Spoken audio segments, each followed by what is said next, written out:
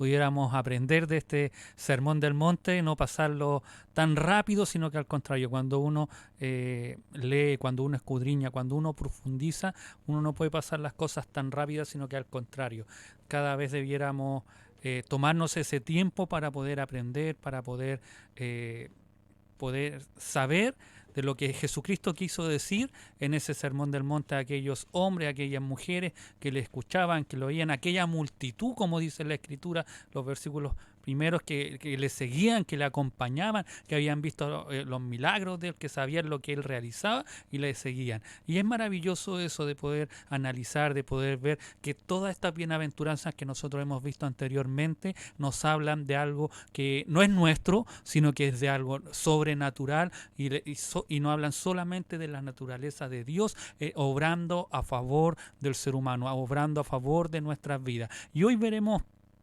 la última ya bienaventuranza, y decimos la última, aunque en este pasaje bíblico dos veces se habla de bienaventurado, pero para muchos estudiosos eruditos es la misma bienaventuranza, en la cual en los tres versículos veremos que se nos habla de la palabra perseguido, y que es una cualidad, es una, no, bueno, no sé si cualidad, sino que es una característica que nos va a seguir aquellos que amamos, aquellos que queremos, aquellos que amamos la justicia, aquellos que amamos hacer la voluntad de Dios, aquellos que amamos servir a Dios. Hoy día vamos a ver qué sucede con aquellos que son perseguidos. Una de las cualidades sobresalientes de Jesucristo era su honradez diafana, que quiere decir con una claridad sobresaliente, que Jesucristo nos hablaba. Nunca dejó a nadie en duda en cuanto a lo que sucedería si escogía seguirle. Y eso es lo que vamos a ver hoy día. Vamos a ver a través de Mateo capítulo 5,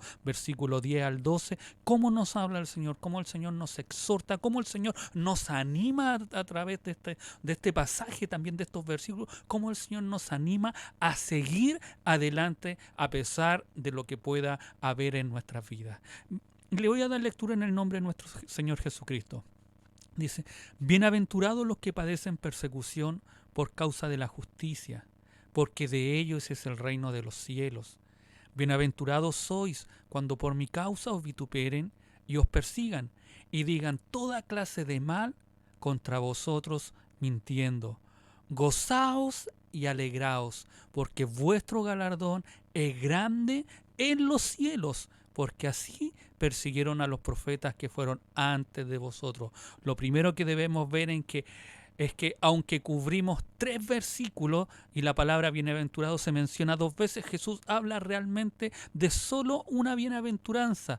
¿Cómo lo sabemos? Lo sabemos porque el tema es el mismo, la persecución, la cual aparece en los tres versículos. Ser perseguido por causa de Cristo es una forma específica de ser perseguido por causa de la justicia, que es aquella que es hacer la voluntad de Dios. En todas las bienaventuranzas se indica específicamente cuál es la bendición particular de cada una de ellas. Por ejemplo, los bienaventurados los pobres en espíritu, porque de ellos es el reino de los cielos. Los que lloran, porque ellos serán consolados. Los pacificadores, porque serán llamados hijos de Dios. Y entre los versículos 10 al 12 solo se menciona la misma bienaventuranza que la primera, porque de ellos es el reino de los cielos. Hay algo importante que debemos tener presente. Cuando vivimos en la santidad de la bienaventuranza, el mundo lo rechazará. Es inevitable que así sea. El mundo está bajo el maligno y el mundo odia todo lo hermoso que tú puedes ser y que yo puedo ser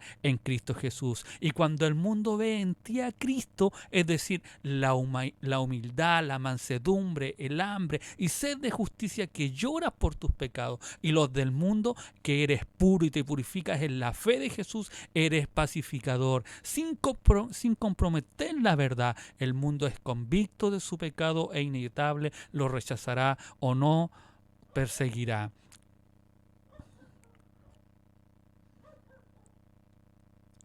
Si hay algo que debemos mantener y tener claro es lo que dice Jesucristo en Juan 3 del 19 al 20. Dice, y esta es la condenación, que la luz vino al mundo y los hombres amaron más las tinieblas que la luz, porque sus obras eran malas, porque todo aquel que hace lo malo aborrece la luz y no viene a la luz para que sus obras no sean reprendidas. En todos los tiempos ha habido persecuciones por enemistades personal, por aversión racial, por discordia sobre la propiedad entre tribus, naciones, países, por las fronteras, por algo. Siempre ha habido enemistad, no ha habido amistad, pero se puede ser perseguido. Y debiéramos preguntarnos, a lo mejor en este tiempo que vemos que es, por lo menos en la nación que nosotros vivimos, se vive un poco más en paz, más tranquilidad. No vemos que matan a cristianos como en otras naciones. Y podemos hacernos esa pregunta de que ¿se puede ser perseguido por causa de la justicia?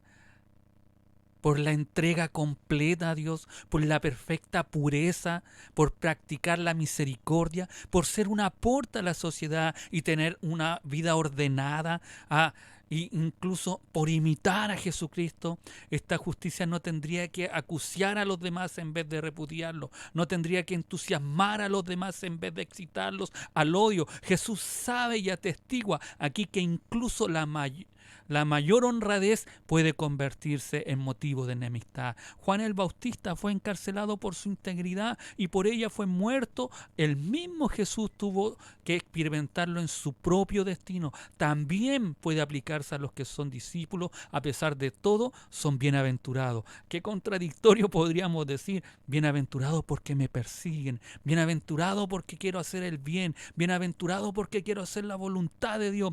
Su futura exaltación estará en vivo contraste con su humillación actual.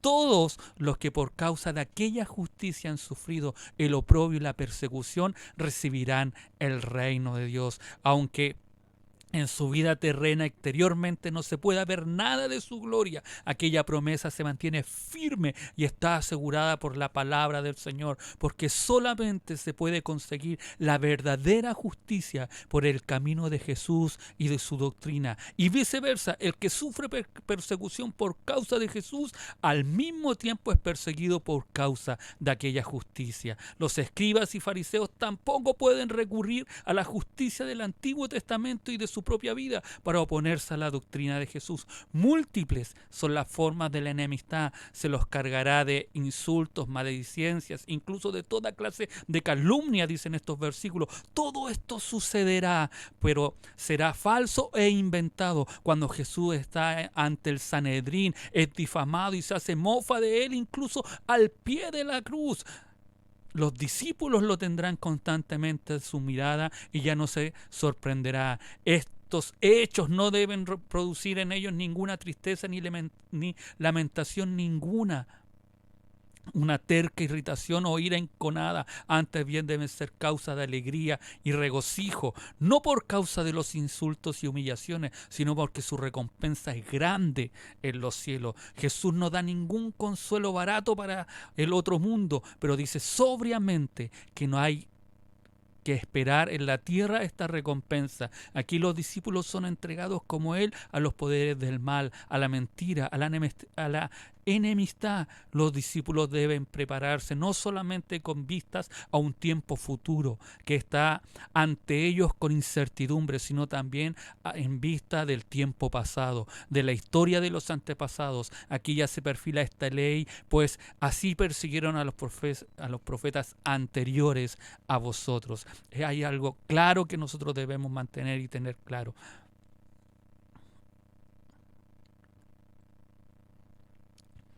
Bienaventurados sois cuando por mi causa os vituperen y os persigan y digan toda clase de mal contra vosotros, mintiendo. Gozaos y alegraos porque vuestro galardón es grande en los cielos, porque así persiguieron a los profetas cuando fueron antes de vosotros. Así lo pronuncia o lo tiene la Reina Valera. Pero veamos otras dos traducciones más. Dice, bienaventurados seréis cuando por causa mía os insulten y persigan y digan toda clase de calumnia contra vosotros. Alegraos y regocijaos, porque vuestra recompensa es grande en los cielos, pues así persiguieron a los profetas anteriores a vosotros. Y otra traducción más dice, cuando la gente los insulte los persiga y hable mal de ustedes por seguirme, sepan que son afortunados a los ojos de Dios. Me encanta esta traducción como lo dice. Me dice, sepan, tengan claro, tengan ese conocimiento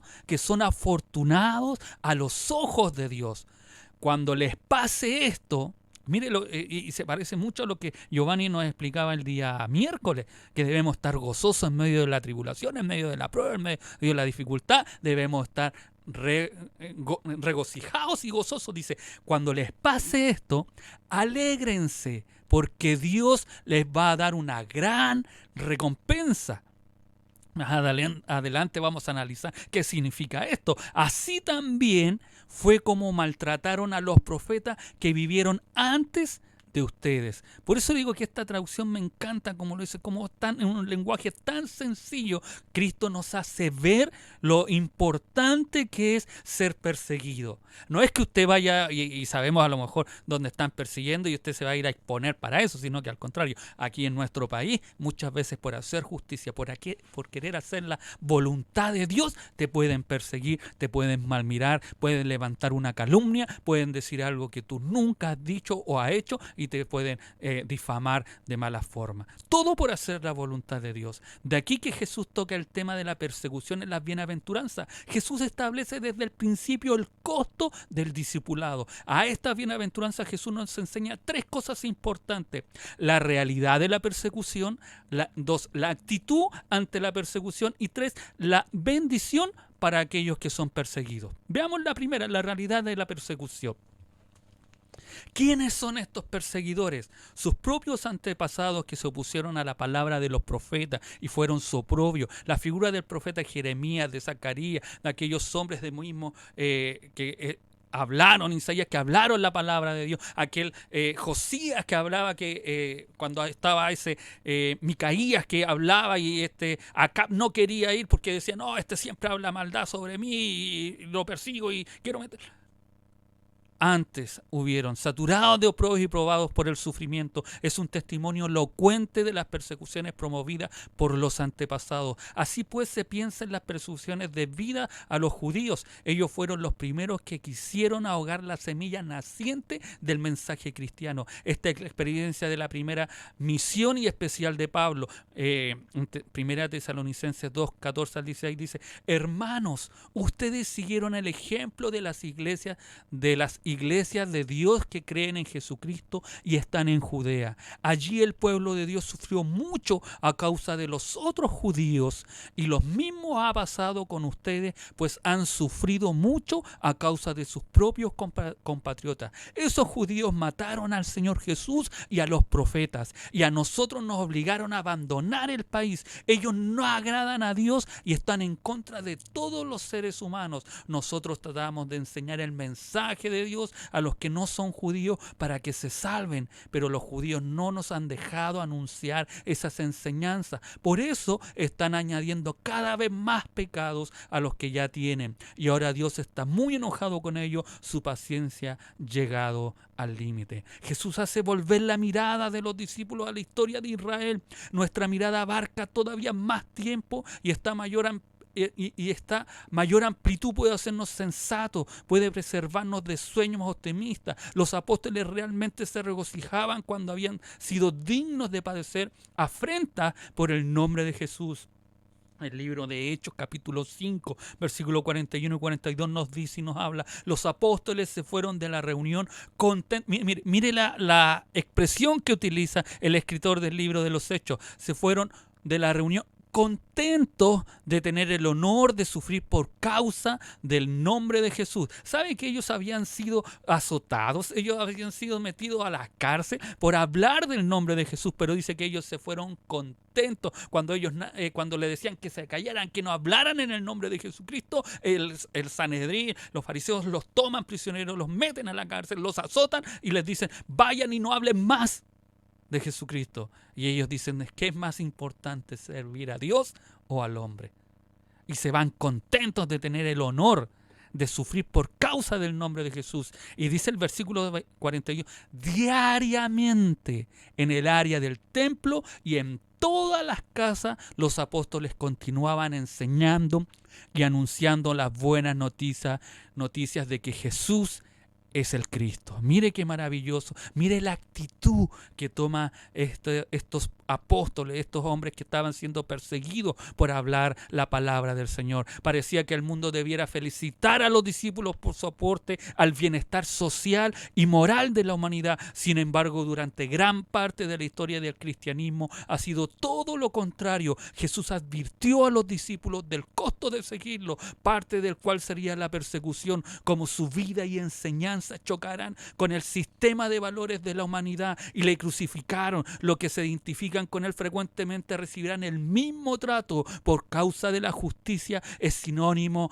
de por causa de mí, por causa de servir a Jesucristo, por causa de la obra de Jesucristo, vas a recibir oprobio. Van a querer muchos que ya no les hablen más de Cristo cuando estamos sumidos, cuando estamos en medio del pecado, cuando somos pecadores y alguien nos habla de la luz de Cristo. Lo que menos queremos es escuchar a aquellas personas.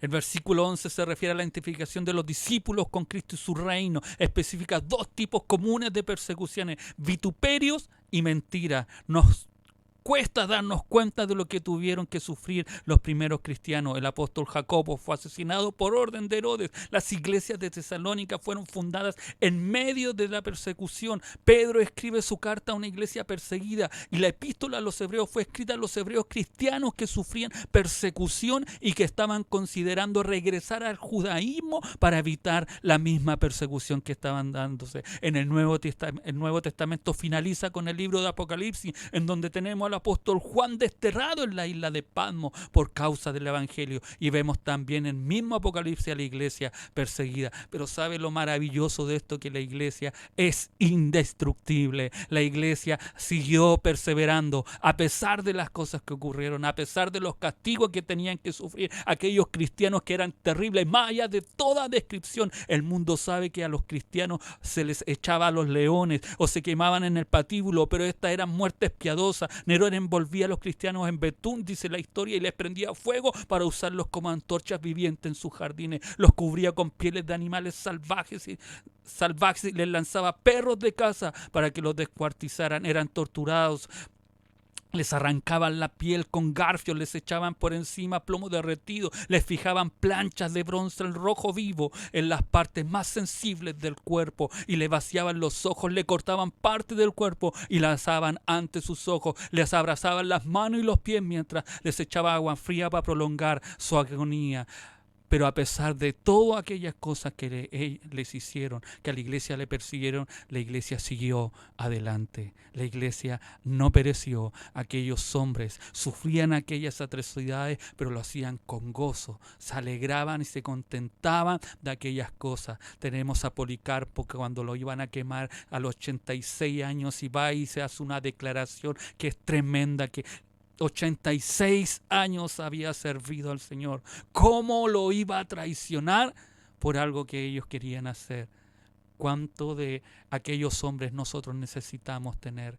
Que por menos cosas queremos desistir.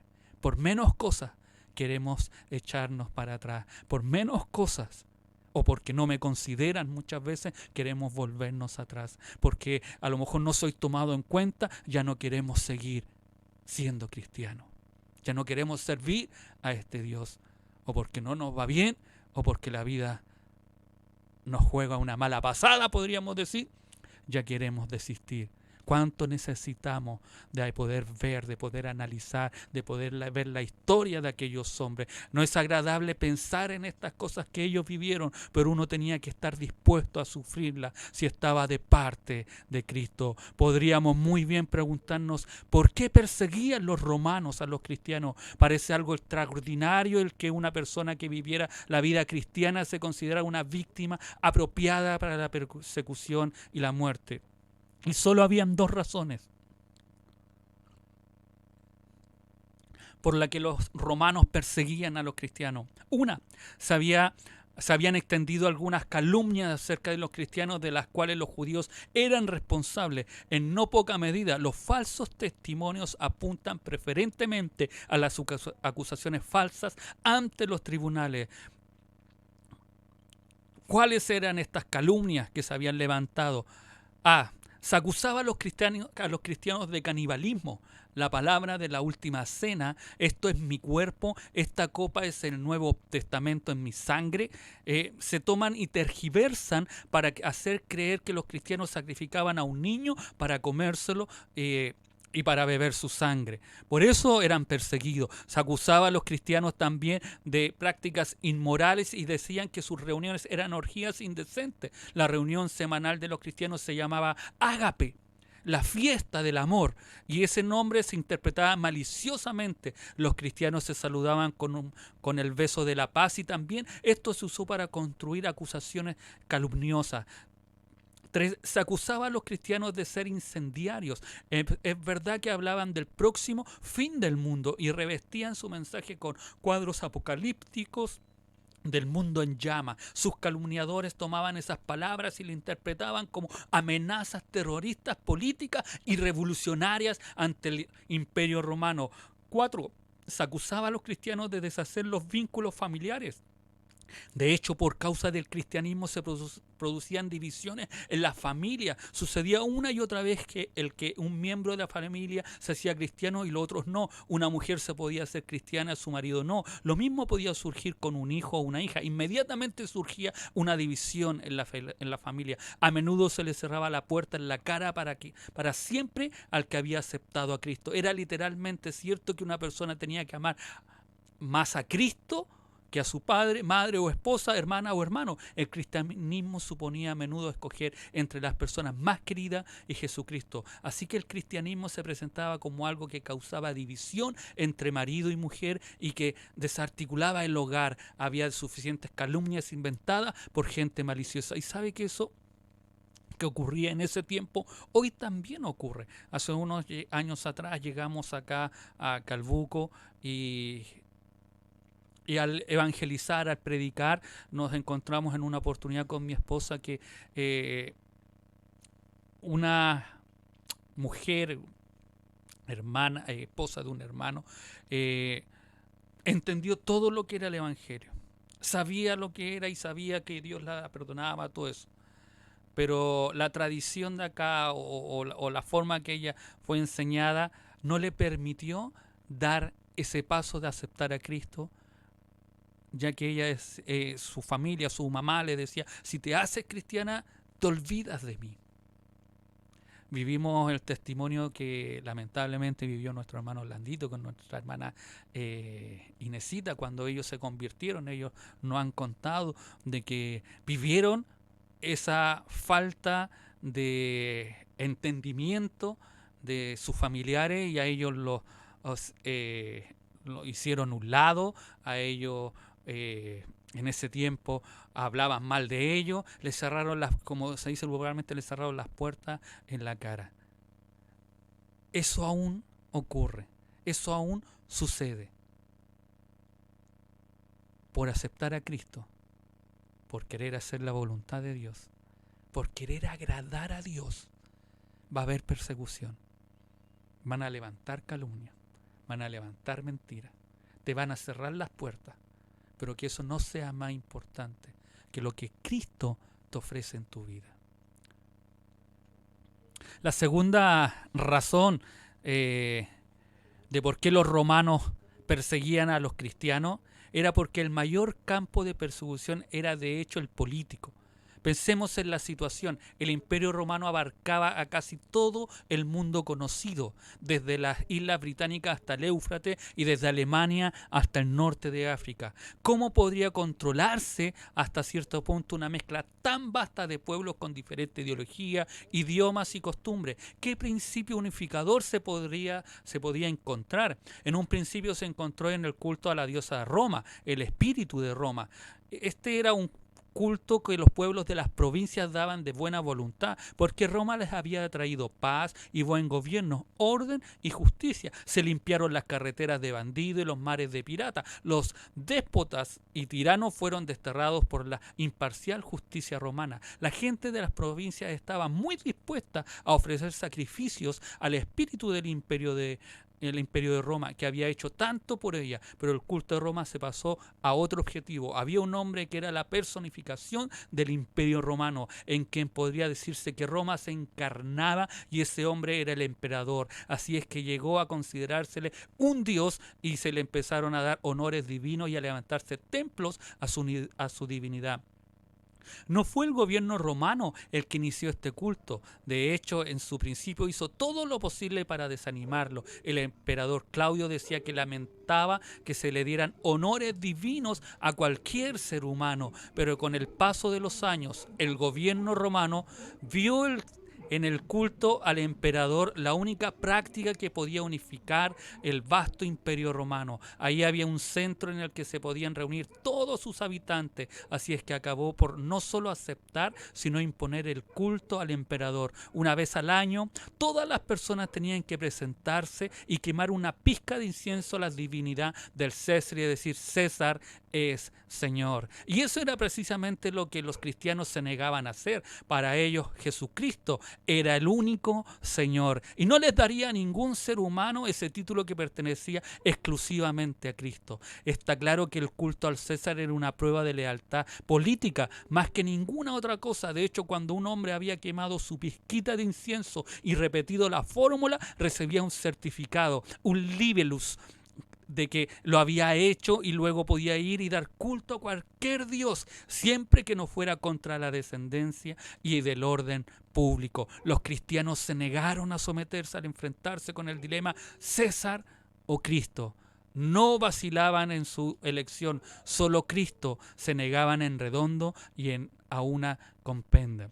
Todos era Cristo para ellos. El resultado era que por muy bueno que fuera el hombre, aunque fuera un ciudadano excelente, quedaba fuera de la ley automáticamente si no le rendía culto al César. Por eso los cristianos empezaron a ser perseguidos. En el vasto imperio romano no se podía tolerar bloques de desafecto, y eso era exactamente lo que las autoridades romanas consideraban de las congregaciones cristianas. Un poeta ha hablado de el agobiado, acurrucado rebañito cuyo crimen era Cristo. El único crimen de los cristianos era que colocaban a Cristo por encima del César, y por esa suprema lealtad murieron millares de cristianos e hicieron frente a los peligros y dificultades con valor y entereza, soportando tortura por causa de la exclusiva supremacía de Jesucristo en sus vidas. Solamente por eso ellos soportaban, porque sabían que Cristo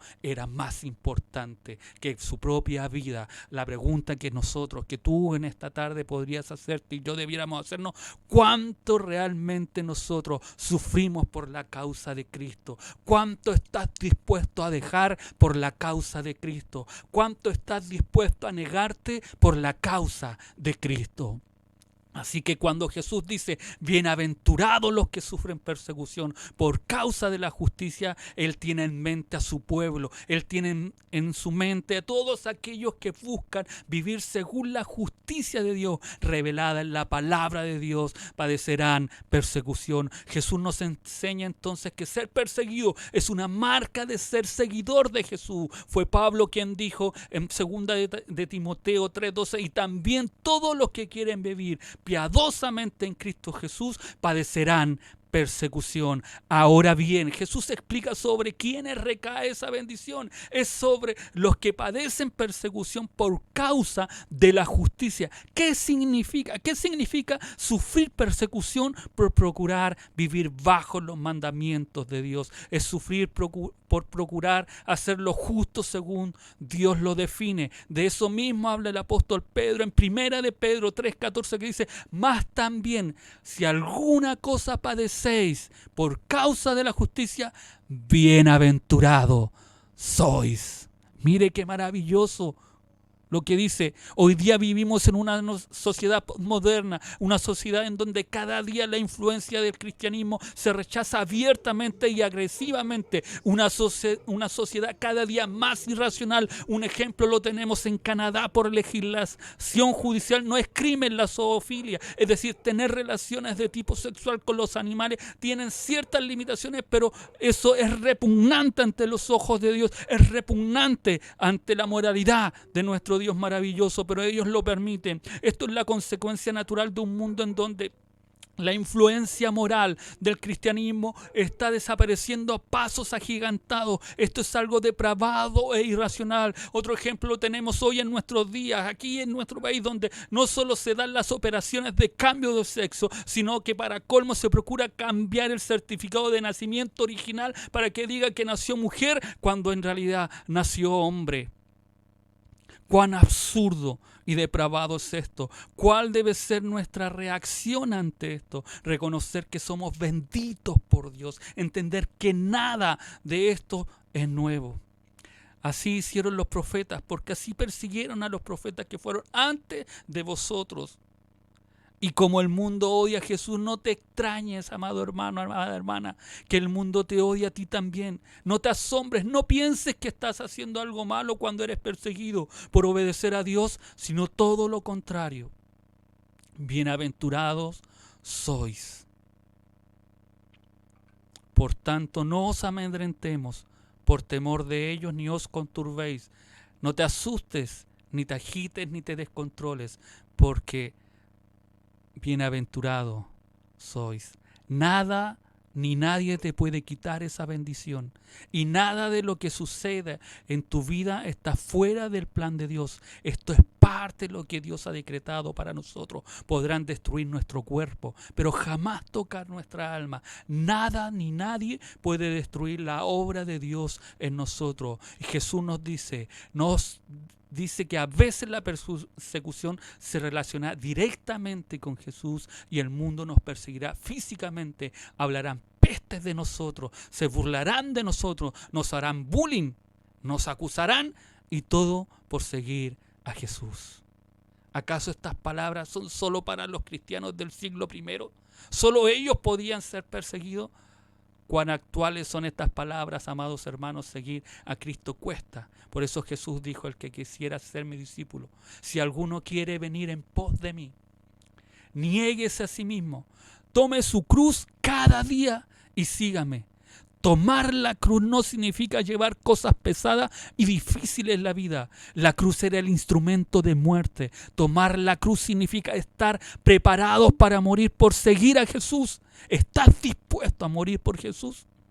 Al decir cada día, significa que debemos estar dispuestos a hacerlo todos los días.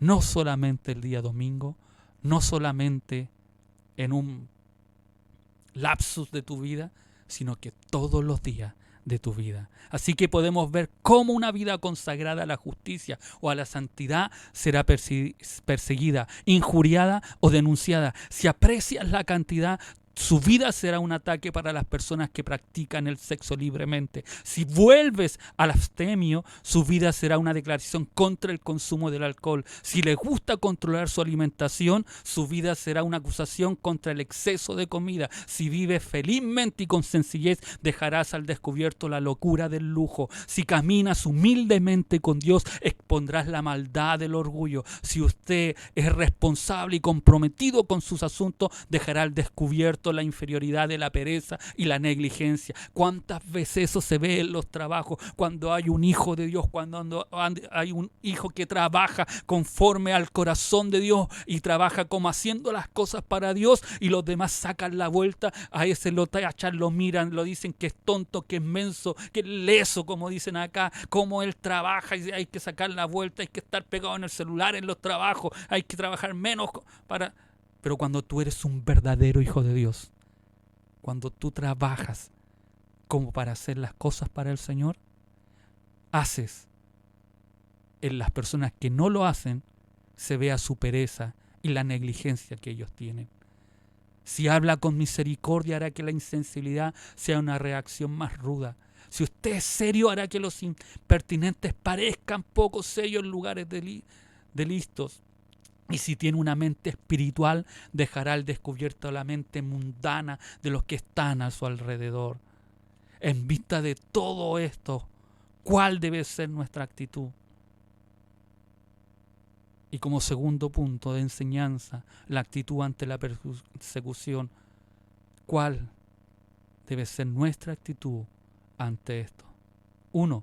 Debemos vernos como benditos en vez de entristecernos de pena, debemos considerarnos como los benditos del mundo. Somos bienaventurados cuando nos persiguen por causa de la justicia. Es un honor lo que nos hacen. ¿Por qué? Porque ello da evidencia de que somos cristianos verdaderos. Cuando a ti te persiguen por causa de Cristo, por la justicia, no porque estás pecando, no porque estás obrando mal, que tenemos a veces un mal concepto de eso. Ay, a veces nosotros pecamos, fallamos y merecemos el castigo porque estamos pecando y tenemos aquel castigo y decimos, oh, por causa de Cristo. No, eso no es por causa de Cristo, eso es por causa de mi negligencia, eso es por causa de mi pecado, eso es por causa de que yo no estoy haciendo las cosas bien.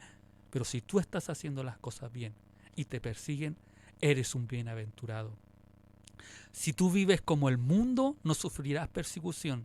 Si tú profesas ser cristiano pero vives como el mundo, jamás sufrirás persecución. Eso lo debemos tener claro. Si tú vives, si yo vivo como el mundo vive, nunca serás perseguido. Nunca hablarán mal de ti. Pero cuando hablan mal de ti es porque tú estás haciendo la voluntad de Dios. Y en ese momento tú tienes que tomar una actitud de sentirte gozoso, de sentirte bienaventurado, de sentirte que es una honra para ti. Vivirán en paz con el mundo. Juan 15:19 dice, si fueras del mundo, el mundo amaría lo suyo, pero porque no soy del mundo, antes yo os elegí del mundo, por eso el mundo os aborrece. Cuando tú y yo somos verdaderos hijos de Dios, verdaderos cristianos, el mundo te va a perseguir y va a hablar mal.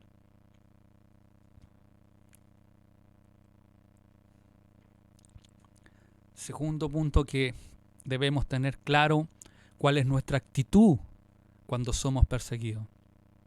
La Escritura en el versículo 12 dice, debemos celebrarlo, debemos ser gozaos y alegraos. Gozaos y alegraos, regocíjate, deleítate, alégrate. La palabra en griego es enfática, con gran gozo. ¿Sabe qué? Y no solo eso, porque Lucas lo manifiesta, que es con salto de alegría.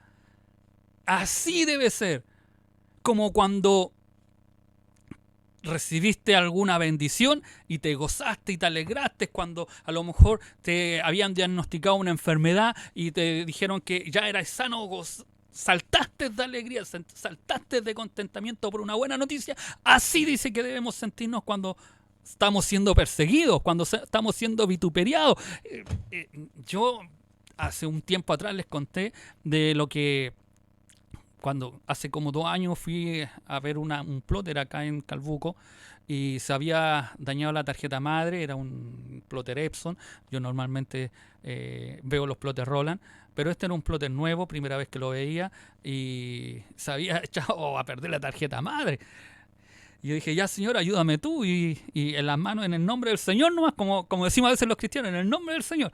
Y en el nombre del Señor reparé la tarjeta, la hice, la eché a andar, y cuando la tarjeta empezó a funcionar, volví a imprimir la máquina, yo salté y ahí contestaba solo y gloria a Dios, saltando ahí, pero era por algo bueno. Pero ¿cuántos de nosotros saltaríamos, como dice la palabra aquí, como le da la expresión, saltar de alegría, regocíjate, estate contento, estate alegre cuando te están persiguiendo, cuando están hablando mal de ti por ser un cristiano?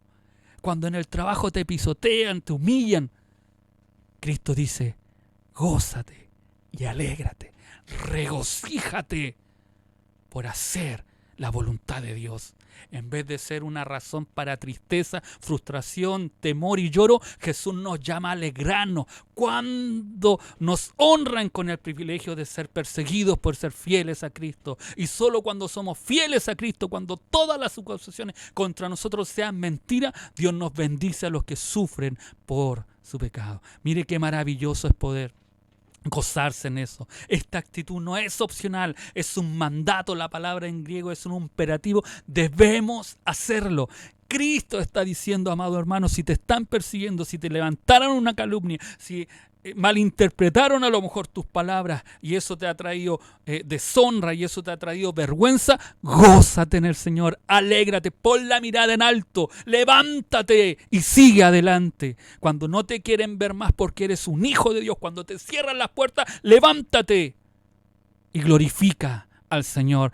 Pedro 2:20, 1 Pedro 2:20 dice, pues, ¿qué gloria es si pecando sois abofeteados y lo soportáis?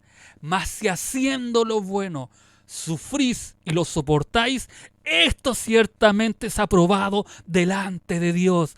Por eso te digo en esta tarde que puedas regocijarte y alegrarte si por causa de Cristo te están persiguiendo. Si por causa de Cristo, a lo mejor hoy no te persiguen para matarte físicamente, para llevarte a un circo romano, para que te coman las bestias, para hacer alimento para los peces en el mar. No, a lo mejor no te están persiguiendo para eso.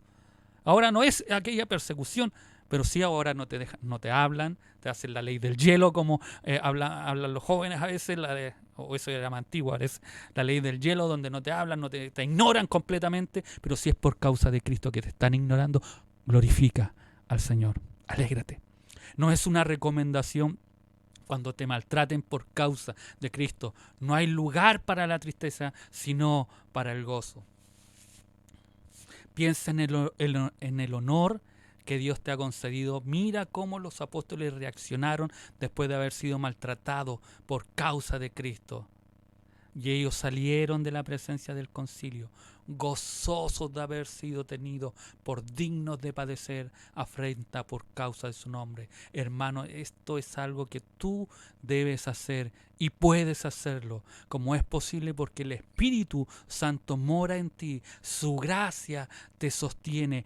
Él es la fuente de gozo espiritual en nuestras vidas. Primera de Pedro 4:16 dice, pero si alguno padece como cristiano, no se avergüence, sino glorifique a Dios por ello. En otras palabras, regocijaos y estar alegres en medio de las tribulaciones por causa de la justicia y de Jesús, ya que esa misma tribulación recibirá una gran recompensa. Y cuanto mayor sea la tribulación que soporte vuestra fe, mayor será la recompensa que recibiréis en el cielo. Así que regocijaos y estad alegres, porque grande es vuestra recompensa en los cielos. Guardando nuestros corazones en el cielo, Jesús desea que sus discípulos anhelen la recompensa del cielo más que la recompensa del mundo. Jesús desea que tengamos nuestro tesoro guardado en el cielo y no en la tierra. Jesús desea que nuestros corazones estén tan guardados en el cielo que Él partir de esta tierra sea una causa de gozo, pero no sin lágrimas, en palabras de Pablo, como entristecidos, mas siempre gozosos. Y tal y como Jesús sudó sangre en el Getsemaní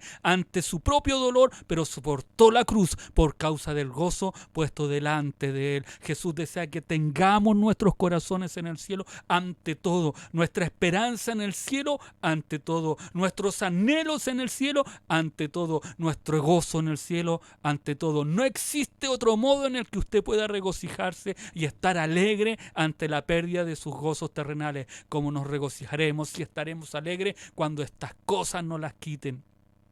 Si no hemos amado el cielo por encima de todo. Piense en aquellos profetas de antaño.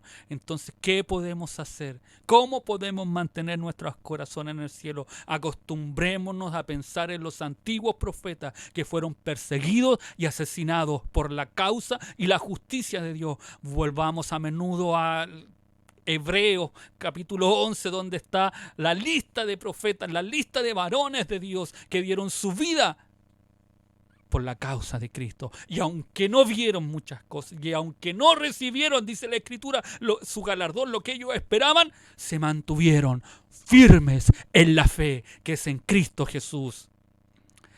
Hebreos 11, 36, 38 dice, como por la fe sufrieron vituperios y azotes, y hasta cadenas y prisiones, fueron apedreados, aserrados, tentados, muertos a espada, anduvieron de aquí para allá, cubiertos con pieles de ovejas y de cabra, destituidos, afligidos, maltratados, de los cuales el mundo no era digno. Qué maravilloso es poder escuchar, qué maravilloso es poder ver aquellas obras que hicieron aquellos hombres. Anímate cuando escuches de aquellas cosas. Si estás triste, si estás agobiado porque te están persiguiendo, ve lo que hicieron los hombres de antaño. Ve y anda a la Escritura y sumérgete para aprender de aquellos hombres que nos dieron testimonio, que dieron su vida para que tú y yo en este tiempo podamos tener este evangelio glorioso, este evangelio que nos llena nuestras vidas y nuestros corazones, considerando como mayor riqueza, dice el libro de Hebreo, el oprobio de Cristo que los tesoros de Egipto, porque tenía puesta la mirada en la recompensa, en el galardón, como viendo al invisible se movía aquel Moisés que dejó todo por servir a Cristo, por servir a Dios. Piensen lo que han entregado su vida por Cristo. La carta de John Hooper, escrita en Inglaterra en el año 1555, dice: 3 semanas antes de que lo quemaran vivo en una estaca, tendrán ahora que cambiar aquellos pensamientos, el peligro que se ve manifestar, la felicidad que sugiere el peligro. Tengan cuidado de contemplar demasiado la felicidad o la miseria de este mundo, porque la consideración a tanto ferviente amor o temor alguno, los dos, nos aleja de Dios, decía este hombre. Ustedes, niños, piensen en los hijos de John Royer. Los quemaron vivo el mismo año que a Hooper por causa de su fe en Cristo. Sus hijos lo acompañaron al lugar de la ejecución y mientras que lloraban le gritaban palabras de ánimo, diciéndole que fuese valiente y que no negara ni deshonrara a Cristo. Estos pequeños alentando a aquellos hombres, estos pequeños alentando a aquel hombre para que no dejara su fe. Piensen en el famoso Dietrich Bonhoeffer, en el camino desde su celda a la horca en el año 1945, le dijo a Pine Base: este es el fin para mí, el comienzo de la vida. 10 años después, el médico de la prisión que lo atendió escribió en el lugar de la ejecución: volvió a realizar una pequeña oración y entonces subió los escalones de la horca, sereno y valiente. Su muerte se produjo segundos después. Durante los casi 50 años que llevo en ejercicio, dijo este médico, creo que nunca he visto a ningún hombre morir con una sumisión tan completa a la voluntad de Dios. O piensa en la última carta de Vaina Mujeva, un soldado bautista de 20 años del ejército soviético comunista que fue torturado en varias ocasiones hasta que el 16 de julio de 1972 llegaron demasiado lejos y murió. El 15 de julio le escribía a su hermano Vladimir: no le cuentes todo a nuestros padres, dile solo que Vanya me escribió una carta y dice que Jesucristo está yendo a la batalla. Se trata de una batalla cristiana y no sabe si regresará. Hombres y mujeres que han entregado toda su vida para poder decir, como dice Apocalipsis 2:10, sé fiel hasta la muerte y yo te daré la corona de la vida. Piensa en los profetas, piensa en los mártires, sea lo que sea que tenga que hacer para guardar su corazón en el cielo y fuera del mundo, hágalo de otro modo. No podrá obedecer el mandamiento de nuestro Señor. Pero hay algo más. Jesús nos dice cuál es la causa de cuál gozo, cuál es la causa de poder guardarnos, de poder alegrarnos, de poder regocijarnos en ese gozo. ¿Y en qué consiste la bendición para aquellos que son perseguidos? Y consiste en 3 cosas. Una, en una gran recompensa, porque vuestro galardón es grande en los cielos. La Biblia LBLA dice: porque vuestra recompensa en los cielos es grande.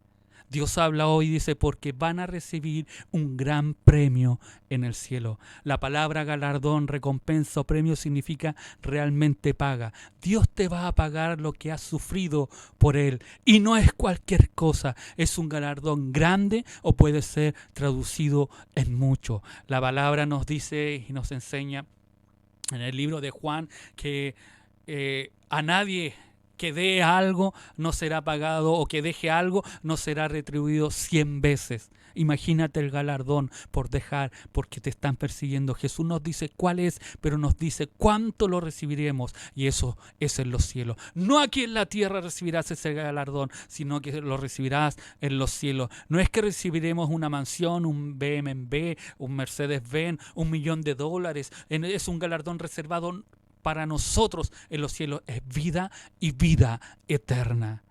La segunda causa, la segunda razón en que consiste la bendición para aquellos que son perseguidos es un gran honor. Jesús nos pone en el mismo nivel que a los profetas, porque así persiguieron a los profetas que fueron antes de vosotros. ¿Qué clase de honor, qué clase de privilegio Cristo pone en nuestras vidas? Compararnos. Es decir, porque los profetas fueron perseguidos. Si a ti te persiguen, recibirás el mismo honor que aquellos profetas, que aquellos hombres que dieron la vida, que fueron perseguidos, que fueron martirizados, que fueron muertos por la causa de Cristo. Y tú tienes el mismo honor. Al ser perseguido tendrás el mismo honor que aquellos profetas. Mire qué maravilloso galardón.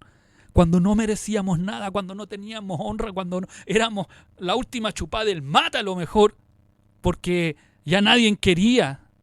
Y de ese mate que ni siquiera le cambian la hierba, sino que están toda la tarde mateando y la última chupada nadie la quiere. Así, en esa condición, Dios la honra. Es como dice la pastora, que esa última chupa del mate se la toma ella, como honrándola, como diciendo, cuando ya nadie te quiere. Imagínense, cuando ya nadie te quiere, cuando ya tienes que ser cambiada, yo me la tomo. Así somos nosotros considerados. Cuando ya nadie esperaba nada de ti, pero por causa del Evangelio tú eres perseguido, Dios te honra. ¿No es maravilloso? ¿No es espectacular? Y la tercera que recibimos es la seguridad de morar con Dios por siempre. Escuche bien. Es la seguridad de morar con Dios por siempre. Cuando tú y yo recibimos ese galardón, cuando tú y yo recibimos ese premio, es morar por siempre con Dios, porque de ellos es el reino de los cielos. Iremos a morar en nuestra casa, el reino de los cielos es nuestro, allí está nuestro hogar y solo allí hallaremos aquella paz. Qué maravilloso, amado hermano, poder conocer, ver esta bienaventuranza. Y aunque a lo mejor cuando la leímos en el comienzo podía haber sido algo malo, algo nefasto, algo contraproducente hacia nuestras vidas, algo que nos iba a traer tristeza, amargura, podemos terminar diciendo, qué rico que nos puedan perseguir, qué maravilloso que nos puedan perseguir, porque lo que voy a recibir por aquellas cosas es espectacular. Amado hermano, siga adelante. Levántate y fortalécete. Si estás siendo perseguido por causa del Evangelio, si te critican, te vituperian, te levantan calumnias, mienten delante de otros, hablando cosas falsas delante de ti, gózate y alégrate, porque tu galardón va a ser grande en los cielos. Que Dios te bendiga grandemente. Vamos a orar al Señor, vamos a darle gracias al Señor por su palabra. Vamos a agradecerle al Señor por estas bienaventuranzas que nos enseñaron, que nos llevaron, que nos guiaron. Pero el Sermón del Monte no termina ahí. No termina en las bienaventuranzas. Ahora, después de haber aprendido estas bienaventuranzas, nosotros podemos comprender lo que predicábamos o comenzamos a principio de año, que es lo que es sal y luz de la tierra. Porque estas características debemos tener aquellos cristianos, aquellos que queremos ser seguidores de Jesucristo. Oramos al Señor. Amantísimo y buen Padre Celestial, te damos gracias en esta hermosa tarde que tú nos das, bendito Dios. Y hermosa porque tu presencia está en nuestras vidas, porque tú te manifiestas en nuestros corazones, porque tu palabra redarguye nuestras vidas, bendito Dios. Y a veces, a lo mejor muchos de los que hoy en esta tarde se han conectado, hoy en esta tarde, los que a lo mejor incluso más tarde verán este video por las redes sociales, por YouTube o por Facebook, o nosotros mismos que volveremos a escucharlo a lo mejor, tú nos hablas a nosotros. Quizás muchos de nosotros estábamos débiles, ya no queríamos seguir adelante, queríamos dejar todo de lado. Ya estábamos cansados a lo mejor. Y a lo mejor cansados de sufrir, cansados de pasar las pellejerías que a lo mejor se puedan pasar o vivir, los malentendidos a veces a lo mejor, y a veces las vivíamos no por la causa de Cristo, sino que por nuestra causa, por nuestro pecado. Pero a lo mejor hay muchos que a lo mejor por la causa de Cristo están sufriendo en esta tarde. A lo mejor hay muchos que por la causa de Cristo fueron marcados. A lo mejor muchos por la causa de Cristo sus corazones, Señor, fueron rotos. Y yo quiero que tú bendigas a aquellos hombres, a aquellas mujeres. Quiero que tú las animes, les levantes, bendito Dios. Quiero pedirte, bendito Padre, que tú seas animando a aquellos hombres y mujeres que por la causa de Cristo se han desanimado al extremo de querer tirar la toalla, al extremo de querer o no querer seguir. Yo los animo en esta tarde, Señor. Te ruego que tú les fortalezcas, bendito Dios, que a través de esta palabra cobren ánimo y quieran seguir adelante. Que si han sido vituperiados, que si le han hecho bullying, se han reído de ellos en los trabajos, se han reído de ellos en su hogar, en su familia, o a lo mejor lo han tratado de burlescamente, ahí viene la loca, ahí viene el loco, ahí viene el que le lavaron el cerebro, ahí viene este otro. ¿Qué importa, Señor, si fue por la causa del Evangelio? ¿Qué importa lo que digan los demás si tengo un galardón tan grande que recibiré en el reino de los cielos, que soy parte de ese reino, que tengo la seguridad de que voy a habitar contigo al ser perseguido, al ser vituperiado, al ser difamado? Ayúdanos, Señor. Levanta a aquellos hombres y mujeres que a lo mejor están tristes por hacer tu voluntad. Levántalos, anímalos, consuélalos, y que se levanten, bendito Dios, como hombres y mujeres que en este tiempo puedan levantar la bandera de Cristo, que en este tiempo puedan predicar, puedan avanzar, que en este tiempo podamos sacarnos de aquella flojera, de aquellas rodillas paralizadas, bendito Dios, y empezar a trabajar en tu obra, empezar a evangelizar en este tiempo. Aunque no nos podamos ver físicamente, sé que tu espíritu se sigue moviendo, que tú sigues haciendo la obra, que tú sigues levantando, que tú sigues consolando, que tú sigues animando, que tú sigues respaldando a tu pueblo en medio de los tiempos que estamos viviendo. Levanta una generación que no le importe ser perseguida. Levanta una generación que no le importe ser vituperiada. Levanta una generación, hombres y mujeres, que quieran entregar más de ellos, más de su vida por servirte a ti, bendito Dios. Seas tú en esta tarde con cada hombre y con cada mujer que quiera prestarse en las manos tuyas. Y sé también con aquellos que a lo mejor estamos en pecado y lo que estamos pasando no es por servirte a ti, no es por agradarte a ti. Perdónanos en esta tarde y ayúdanos a volvernos al camino correcto. Ayúdanos a volvernos a la voluntad perfecta tuya, a ser obedientes en ti. Te damos gracias por tu inmenso amor. Te damos gracias por tu misericordia. Te damos gracias porque a través de tu palabra tú nos hablas. Gracias, bendito Dios. Para ti siempre sea toda la honra, la gloria, el imperio y la alabanza. Te alabamos, te bendecimos y glorificamos en el nombre de Jesús. Amén.